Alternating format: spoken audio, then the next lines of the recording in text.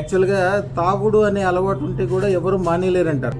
మా నాన్నగారు బాగా తాగి ఇంట్లో లొల్లి చేయడం వల్ల, సో మా ఫ్రెండ్ నరసింహారెడ్డి గారు రిఫర్ చేయడం వల్ల అదృష్టరత్నం వేయడం జరిగింది. ఇప్పటికీ చాలా నయం అయితే ఆరోగ్య సమస్యలు బ్రహ్మాండంగా అయిపోయి చాలా మాకు చాలా సంతోషం అండి. మీ ఇంటికి వచ్చి మీకు దండం పెట్టి మీ చేతితో గ్లాస్ మంచినీళ్ళు తాగితే వాళ్ళకు కూడా 40 సంవత్సరాల నుంచి ఏదైనా పనులు పెండింగ్ ఉంటే అవి కూడా అయిపోతాయి.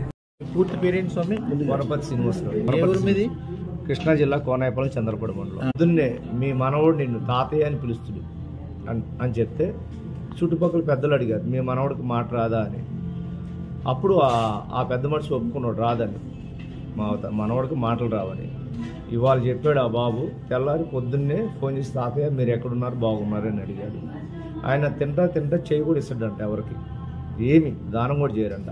అప్పటికప్పుడు 10 లక్షలు ఇచ్చాడు ఆయన చేలో ఉన్నది. ఆ తర్వాత ఇంకా బాగున్న కాడి నుంచి 35 లక్షలు పైన 40 లక్షలు 30-40 కోట్లు వచ్చినాయి.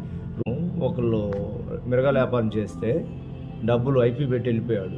అల్లారే 5 సెంట్లు స్థలం రిజిస్ట్రేషన్ కోరుకున్నా కూడా కంపల్సరీ పని అవుతుంది. స్వామివారి మీరు ముస్లిం కదా, మీరు కూడా నమ్ముతున్నారు.